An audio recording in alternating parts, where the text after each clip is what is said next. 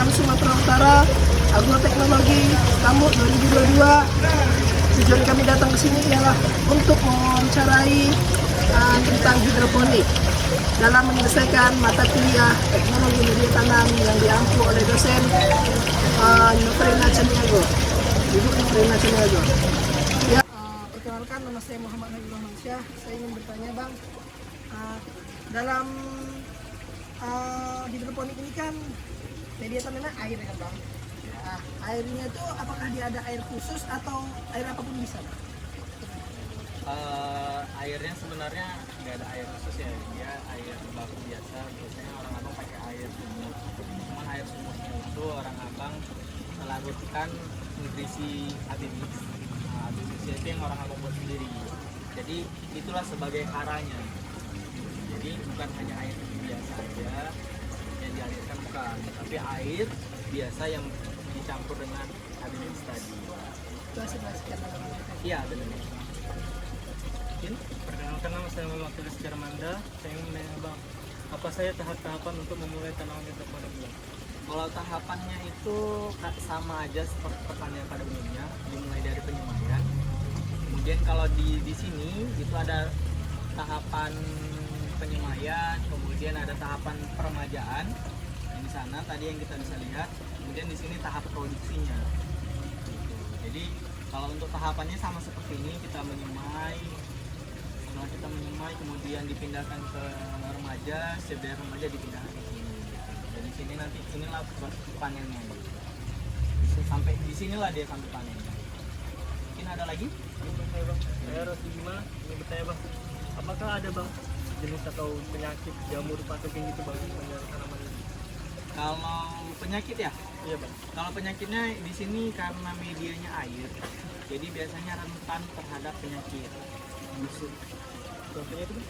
Ya, kayak fusarium itu sangat banyak kejadiannya di sini. Cuman orang abang memang ada antipatinya, jadi nggak sempat berlarut-larut. Biasanya di tanaman Dakota di sana yang paling banyak dia kena fusarium karena dia lebih rentan sama tanaman bayam.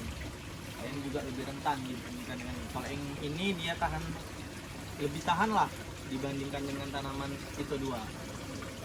Itu penyakit yang pertama karena dia dipicu oleh bakteri kan. Ini itu ada lagi? Ya, Bang. Kenalkan, nama saya Gani.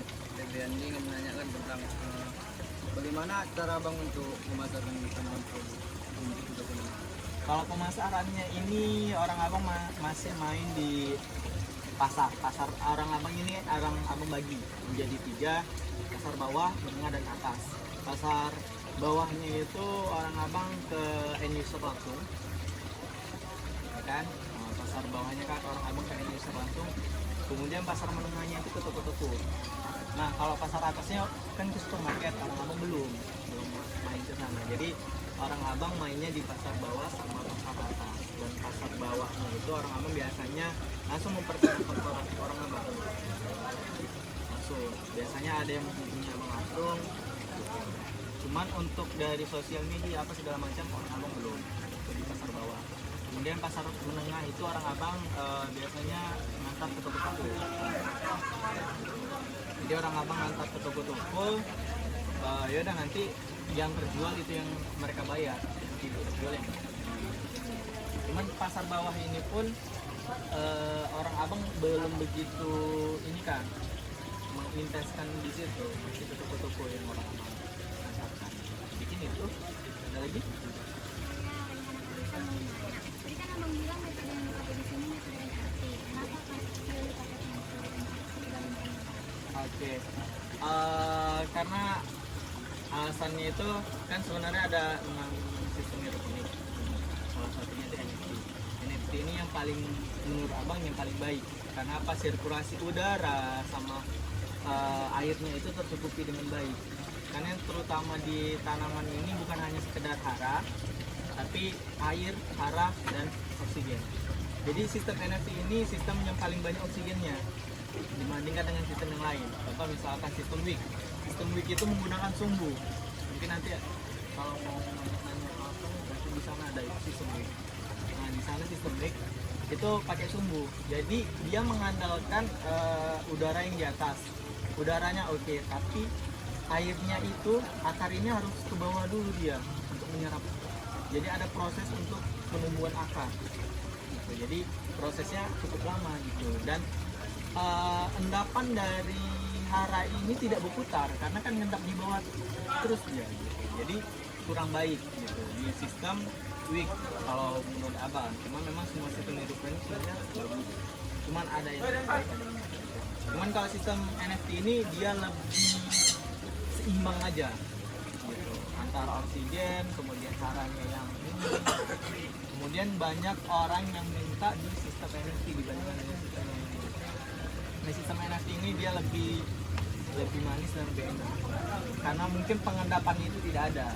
Jadi tidak ada istilahnya kayak penggumpalan hara di dalam satu titik. Nanti yang di sini menggumpal istilahnya kayak gitu kan. Karena kan tidak teraduk gitu. Kalau ini kan teraduk dia karena bersistem terus. Mungkin itu. Ada lagi? Saya izin mandiri. Saya Daniel tadi ingin bertanya dong, untuk dana pembudidayaan ini kita berapa ya Bang? Karena kan kami masih kuliah ini kan Bang.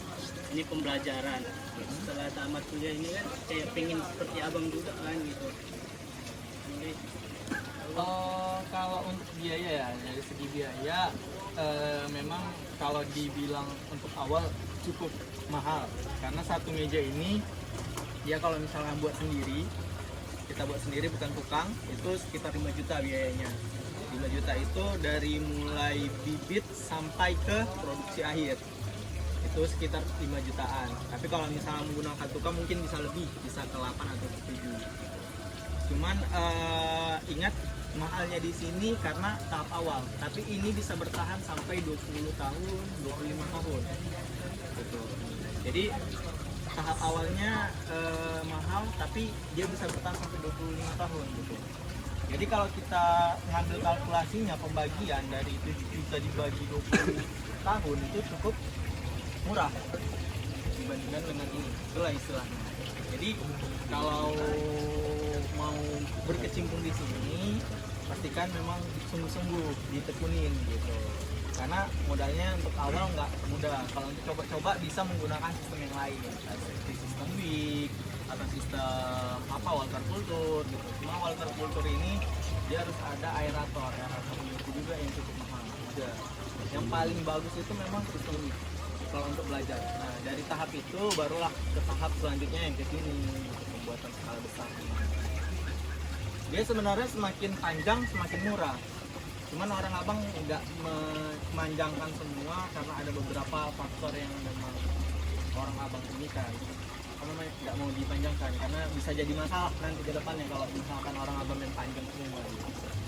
Adalah alasan-alasan tertentu. Jadi kalau ditanya biayanya cukup mahal. Cuman kalau kita kalkulasikan ke usia bajaringan, pipa dan semuanya itu relatif lebih murah. Nggak begitu besar lah. Oke, mungkin ada lagi?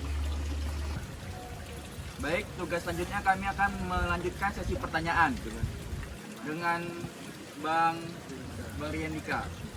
Jadi pertanyaan saya Elfitra Ibn Tonga akan bertanya jenis pupuk apa saja Bang yang digunakan untuk hidroponik Pak Coy ini? Kalau misalkan untuk pupuk ini semua rata-rata sama. Kami menggunakan AB Mix yang khusus untuk hidroponik. Yang AB Mix itu yang orang abang buat sendiri Bu. Jadi racikannya itu racikan orang abang sendiri gitu. Dan itu Ini merata Bang dia pupuknya sama merata. sama merata. Pertanyaan lain kawan? Kalau dari saya Bang, apa kelebihan hidroponik ini Bang daripada metode lain? Kalau kelebihan dari hidroponik ini udah jelas ya, haranya kan bisa kita atur. Kalau misalkan di konvensional atau di tanah lah kita bilangnya kan budidaya pada umumnya, kan kita tidak bisa mengatur hara yang ada di dalam tanah karena kan semuanya itu udah ada semua, cuman nggak bisa kita atur. Yang bisa kita atur hanya beberapa bagian, itu misalnya pH-nya kita atur, itu pun pH-nya bisa saja naik turun kan. Nah, sedangkan di hidroponik ini relatif bisa kita atur gitu. Jadi kelebihannya salah satunya itu. Yang kelebihan keduanya itu pertumbuhannya lebih cepat dibandingkan dengan tanaman pada umumnya gitu. Kemudian kehomogenasitasnya itu istilahnya homogen. tanamannya itu lebih homogen pertumbuhannya karena haranya merata. Kalau di tanah kan haranya tidak merata. Kemudian dari segi kualitasnya udah jelas, kualitasnya lebih baik daripada tanaman konvensional. Selain tadi pertumbuhannya seragam, kemudian haranya bisa kita atur, kemudian kualitasnya juga bisa ini lebih baik dibandingkan dengan ini. Karena udah jelas lah, karena kalau haranya bagus, pertumbuhannya juga bagus.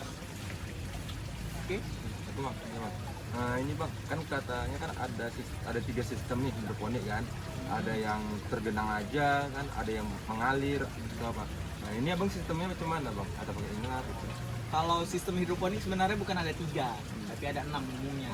Cuman ada yang dimodifikasi lagi, itu ada lebih banyak lagi yang mereka modifikasi. Kan? Ini salah satu sistem NFT, Nutrient Realm Liquid. Jadi ini sistem NFT, dia kalau pada saat ini habis, airnya di dalam ini habis semua, karena dia hanya mengalir tipis. Inilah sistem NFT namanya. Gitu. Juga ada sistem yang lain-lain gitu. Cuman yang di sini semuanya pakai sistem NFT. Mungkin ada lagi? Ini kan bang disemai. Itu berapa minggu baru diletak di sini? Kalau semayan yang di sebelah sana ya. Kalau misalkan penyemayan itu dia 7 hari, baru diletakkan di sini. Baru dari sini nanti ke produksi.